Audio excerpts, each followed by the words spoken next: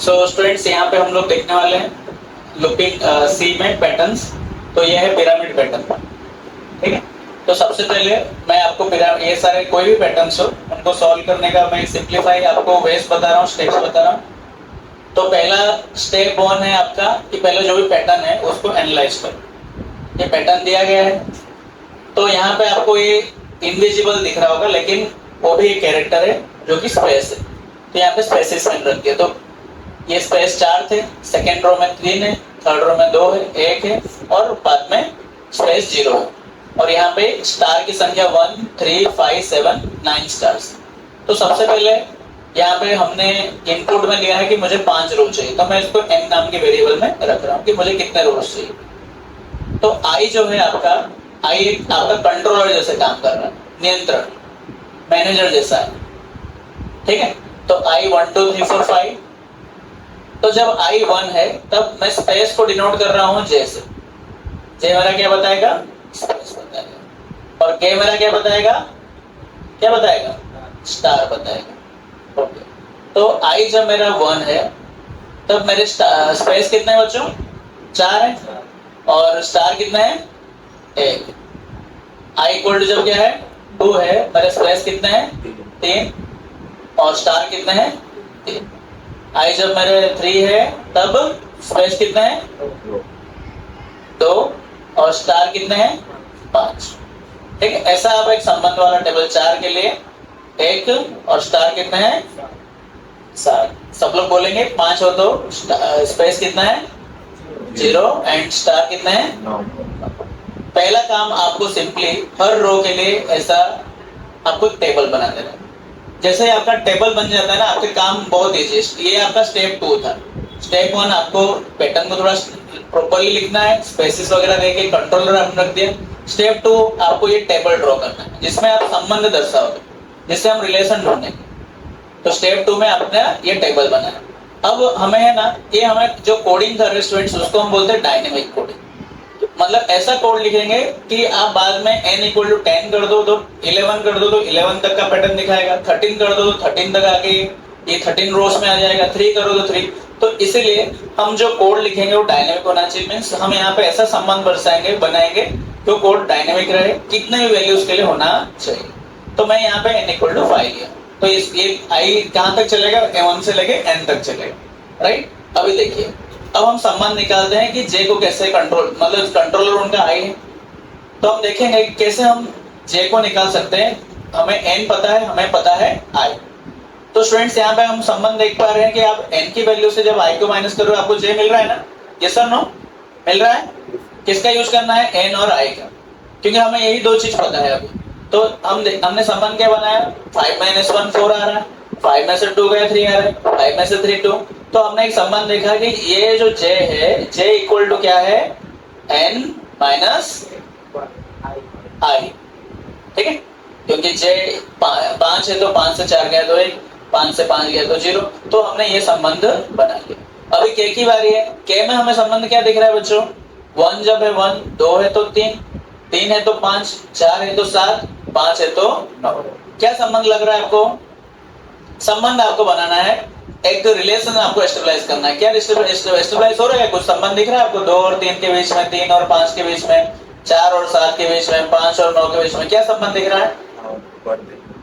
5 को 4, 3 और 1, हाँ क्या कैसा संबंध दिख रहा है? दोनों का डिफरेंस। हाँ, उसको हम अगर क्या करते हैं, दोगुना करके 1 से माइनस कर देते। क्या करके? i को मैं 2 गुना कर, 2 2 में 4, 4 में से क्या तो 3, 3 2 गुना करो, 3 3 आई 6, हाँ 3 2 ने 6, 6 में से क्या 5, 4 2 ने 8, 8 में से क्या सर 5 2 ने 10, 10 में से क्या। तो मैंने यहाँ पे संबंध देखा, 2 बार किसको मल्टीप्लाई कर दो? i को, उसमें से क्या माइनस कर दो? 1। तो तुम्हें ये भी मिल जा रहा है।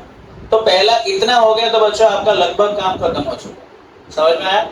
आपको खाली एक संबंध दर्शाना, ठीक है। k का फाइंड करने के लिए स्टूडेंट्स आप j का भी यूज कर सकते हो वेरिएबल का, ठीक है। अगर लेकिन i तक हो जा रहा है तो सबसे इजी रहेगा, ठीक है। क्योंकि k हम बाद में लिख रहे हैं ना, तो k जब लिखोगे यहाँ पे वेरिएबल्स में आप n का यूज कर सकते हो, i का यूज कर सकते हो, j का भी यूज कर सकते हो। और जब आप j निकाल रहे हो तब आप n और i का यूज कर सकते हो, राइट। तो इस प्रकार से आपने जे और के लिख दिया। स्टूडेंट्स अब हमारी बात आती है कि हम लूप, आपको पता है कि यहाँ पे जो फॉर लूप है वो आउटर लूप रहेगा जो कि कोड को कंट्रोल कर रहा है, और आई इक्वल टू हमने कहां से स्टार्ट किया है, 1 से स्टार्ट किया है ना। अब हमें लूप लिखने की बारी है, स्टेप 3।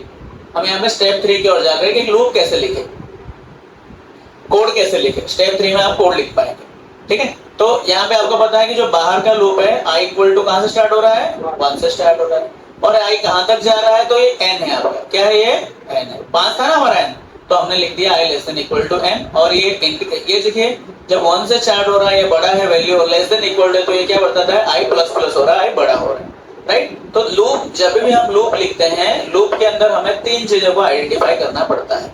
कौन से? लूप में क्या आता है, इनिशियलाइजेशन, उसकी वैल्यू कहां से स्टार्ट हो रही है, उसकी कंडीशन क्या है, और वो इंक्रीमेंट है या डिक्रीमेंट है, इन दोनों में से कौन सा है। तो ये आपने लूप में ढूंढ लिया कि स्टार्ट कहां से हो रहा है, 1 से स्टार्ट हो रहा है, राइट, और कंडीशन कहां तक जाना है, बढ़ते बढ़ते 5 तक जाना है, राइट, और n तक जाना है, i less than equal to n है, और मुझे यहाँ पे क्या करना है, प्लस प्लस करना है। ये दिन आपको पता है कि इसके अंदर एक पर्टिकुलर रो के अंदर 2 चीजें आ रही है, एक आ रहा है स्पेस और एक आ रहा है स्टार। तो हमने जे किसके लिए लिया है, स्पेस, और स्टार किसके लिए लिया है, के लिए लिया, राइट। तो यहाँ पे हम लोग अभी पहले स्पेस के लिए लिखे हैं कोड, स्पेस के लिए हमने कौन सा लूप का यूज किया है, जे। अब फिर से लूप है तो कितना चेंज आएगा, कितना चीज आएगा, 3 चीज आएगा। तो फिर से क्वेश्चन होगा, भाई मैं लूप तो लिखूंगा लेकिन लूप के अंदर मैं इनिशियलाइजेशन स्थिति क्या लूं, मैं कंडीशन क्या लूं, और मैं प्लस प्लस लूं या माइनस माइनस लूं। तो हम देखेंगे जे की ओर। तो जे के लिए किसको रेफर करना है, आपको टेबल को रेफर करना है। टेबल बच्चों वैल्यू ये देखिए, हाँ यहाँ पे एक सिंपल चीज बच्चों आपको मैं मार्क करने के लिए बता दूं, ये इसको रिमेंबर, यहाँ पे i इक्वल टू जो 1 2 3 4 5 आपको दिख रहे हैं, 3 मतलब 3 बार नहीं है, 3 टाइम्स नहीं, 3 का मतलब 3 है, 4 मतलब 4 टाइम्स, 4 बार नहीं, 4 ही है। लेकिन यहाँ पे आप जब लिख रहे हैं ना कि 4 के सीधा कितना लिखा हुआ है स्टूडेंट, 7 लिखा है ना, ये 7 नंबर नहीं है, 7 टाइम्स है, 7 बार है। कितने बार, 7 बार। मतलब आई जब 4 हो, ये कितने बार घूमना चाहिए लूप, 7 बार घूमना चाहिए। आई जब 3 हो, ये लूप कितने बार घूमना चाहिए, 2 बार घूमना चाहिए, 2 टाइम्स। और ये क्या है, 5 टाइम्स है, नॉट 5 नहीं, सिर्फ 5 नहीं है, 5 बार, ठीक है। मैं बोलूंगा 5 रुपए लेके आओ, वो अलग मैं बोलूंगा 5 बार, ये 10 रुपए है, 5 बार लेके आओ, ये 5 बार मतलब 5 टाइम्स। तो यहाँ पे बच्चों ये टाइम्स बता रहा है, राइट। और आपने यहाँ पे देखा कि ये जो लूप है ये क्या हो रहा है कि ये 4 बार घूमने वाला है, 3 बार घूमने वाला, 2 बार, 1 बार, 0 बार।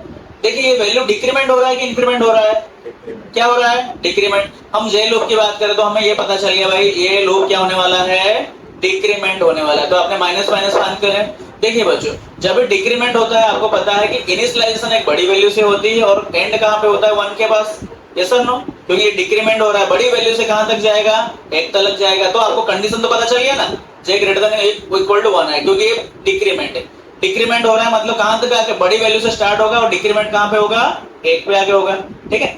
अच्छा स्टार्ट कहां से करेंगे, हमने कंडीशन तो ढूंढ लिया था ना, जे इक्वल टू क्या हो गया, n माइनस आई, क्योंकि ये चालू कहां से होता है, 4 से हो रहा था ना। तो देखिए जब n की वैल्यू 5 था, 5 में से 1 गया तो 4, तो हमको पता चल चुका है कि उसका स्टार्टिंग क्या है, j equal to n minus i. Clear है, कैसे लिखे पता चला, j equal to n minus i. अब बारी किसकी, कौन से लूप की है, के लूप की बारी है। के लूप में कितना चीजें चाहिए, फिर से अगेन एक इनिशियलाइजेशन, फिर कंडीशन, और फिर इंक्रीमेंट या डिक्रीमेंट। अच्छा फिर जाएंगे के लूप के पास।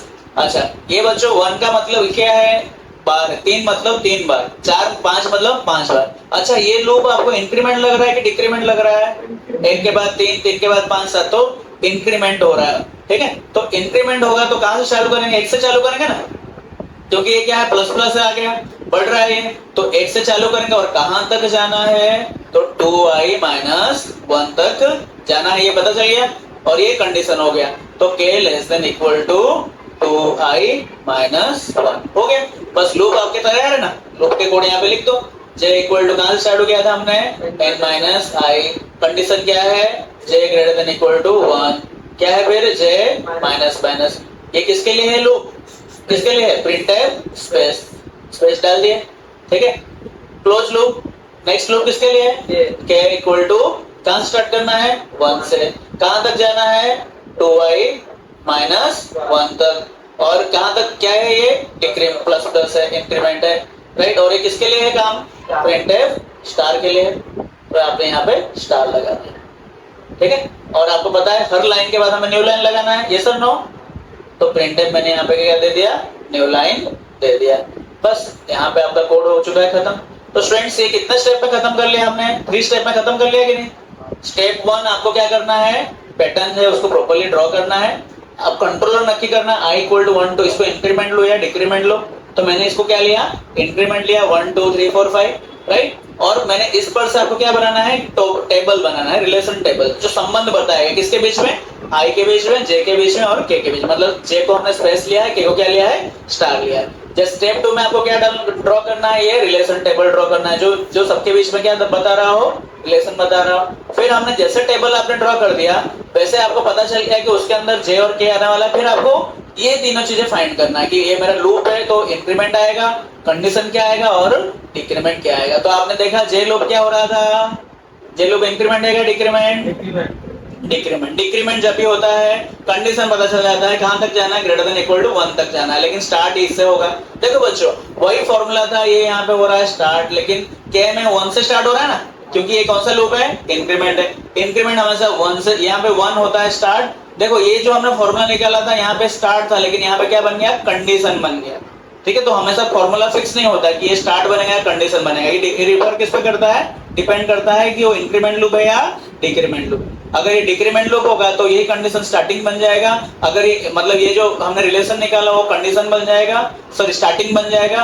अगर लूप क्या होगा, इंक्रीमेंट होगा, तो हमने जो निकाला है रिलेशन वो क्या बन जाएगा, कंडीशन बन जाएगा। समझ में आ रहा है। तो बस इस तीन चीज से आपने ये निकाल दिया, इस पर से कोड लिख दिया। तो बच्चों आप लोगों को यहाँ पे बच्चे जब भी पैटर्न प्रोग्रामिंग आता है, हाँ राजेश, जब क्या होता है, जब पैटर्न प्रोग्रामिंग आता है तो बच्चे डर जाते हैं कि ऐसा कैसे करेंगे, क्या करेंगे। कोड डायरेक्ट याद यानी रट्टा करने की कोशिश करते हैं, रट्टा मारने की कोशिश करते हैं। तो कोड्स को रटने की कोई जरूरत नहीं है। आप पहले क्या बनाओ, जो भी दिया गया है आपको पैटर्न उसको पहले सिमुलेट करो, समझो, उस पर से आप एक लॉजिक टेबल बनाओ और लॉजिक टेबल को फिर किस में कन्वर्ट कर दो, ऑटोमेटिक वो कोड में कन्वर्ट हो जाएगा। इसीलिए उसको हम पैटर्न प्रोग्रामिंग बोलते हैं, क्योंकि हमें यहाँ पे एक पैटर्न मिल रहा है किसके बीच में, i के बीच में, j के बीच में, k के बीच में। तो ऐसे हमको पैटर्न को रिकॉग्नाइज करना है और उस पैटर्न को खाली क्या कर देना है, कोड के फॉर्म में कन्वर्ट कर देना है। तो इसको बहुत डिफिकल्ट ना समझे, खाली पैटर्न को आपको समझना है और उसको कोड में कन्वर्ट करना है। डायरेक्ट कोड रट्टा मारोगे तो आपको कोड याद रहने वाले नहीं।